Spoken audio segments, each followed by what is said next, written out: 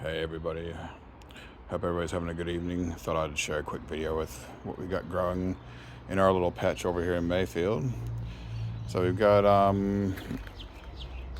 8 tomato plants currently. Most of them are producing tomatoes at the moment. So we got a mixture of just different varieties, heirloom varieties, green tigers, double trusses, cherry tomatoes, uh, just a mixture of everything. Not any particular rhyme or reason what we got growing at the moment.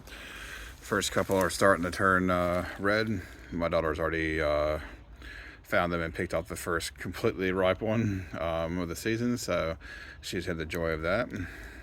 So yeah, we've got 8 tomatoes, 5 of them growing in grow bags at the moment. Normally last year we grew them in just our garden bed and grew 4 of them, but we decided, hey, why not grab some grow bags and double the amount of crops. So we've got 8 tomato plants rather than 4 that we had last year, and they all seem to be producing quite well. This is our kale bed here. Got them netted off to keep the cabbage moths off them, which have been relentless this season.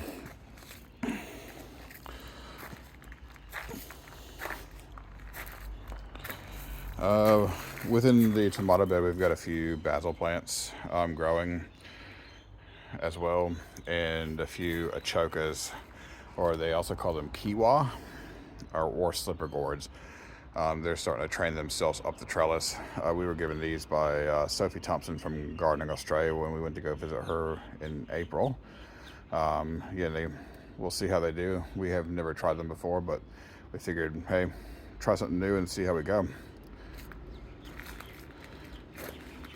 So in the mix, we've got some cornflowers growing within the beds that my wife planted. Some calendulas. The calendulas that we use is one of our sacrificial crops, just for caterpillars to stop them from eating the produce that we actually want to eat. So when we see that the leaves are getting eaten, it's kind of an indication that they're getting destroyed. It's an indication that the caterpillars are there, so we can kind of see what we're dealing with at the moment. We've got 4 butternut pumpkins currently growing up trellis at the moment. So 2 on this bed here, 2 on the other bed there. So they'll just kind of grow up and over once they get more established. As we come down here, you can kind of see some of the devastation that we've had from some of the caterpillars on the calendulas down here. So they're getting eaten. Just kind of keeps them at bay from eating the crops that we actually want to keep. So that kind of helps. We also grow nasturtiums through here as well. The cabbage moths and caterpillars like that as well. It grows prolifically, so it keeps them out of the beds, gives them something to feed on, and also then keeps them off our crops. A few more calendulas there. You kind of get the hint. Planting things to keep things off our crops. A few watermelons that we bought a few weeks ago. We buy mostly seedlings. Personally, for myself, others may disagree. I get seedlings just because I'm time poor with work, with raising a child, raising a new puppy, everything that you're dealing with in life. It's okay to buy seedlings. The goal may be to grow everything from seed. If you have the time to actually look after it, it's perfectly fine. Don't feel bad if you actually need to go buy them. Like, either way, get out in the garden. If you've got a green thumb or you're trying to develop a green thumb, just getting out in the garden is the main key.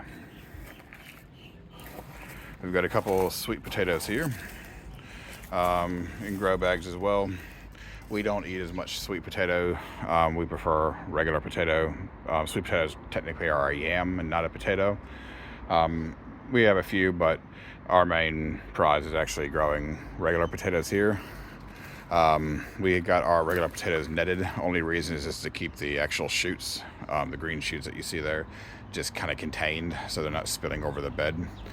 They're starting to die down, as you can kind of see towards the bottom. And we should probably be harvesting them probably in about another 20 or 30 days. They've been in there for about 3 months now. So looking forward to seeing how we did growing them. Actually, I might as well show you back here as well. So we've got 3 zucchinis planted at the moment. We've used our own compost, which we put on site from all our veggie scraps and carbon and dried leaves and paper bags and boxes and stuff like that. We've got a 3-bin system. Probably we'll get a 4th one at some point. We try to use as much compost as we can generate on site rather than actually having to buy it.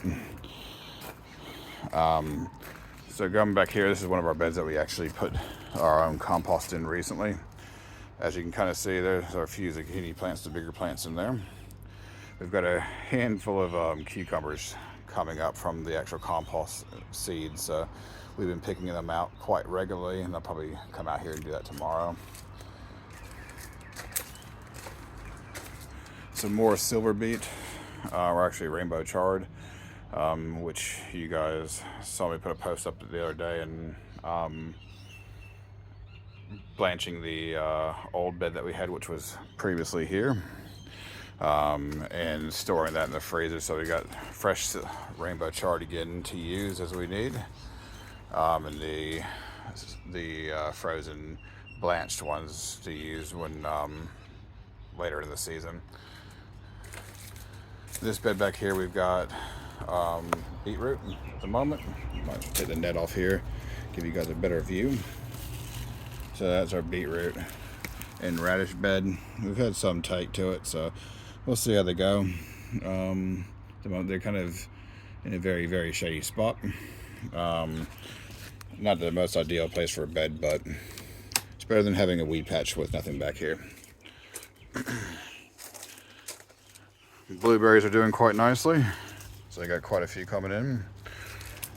This is one of our Eureka lemons. Our kaffir lime there. And then coming along, we've got our bay tree.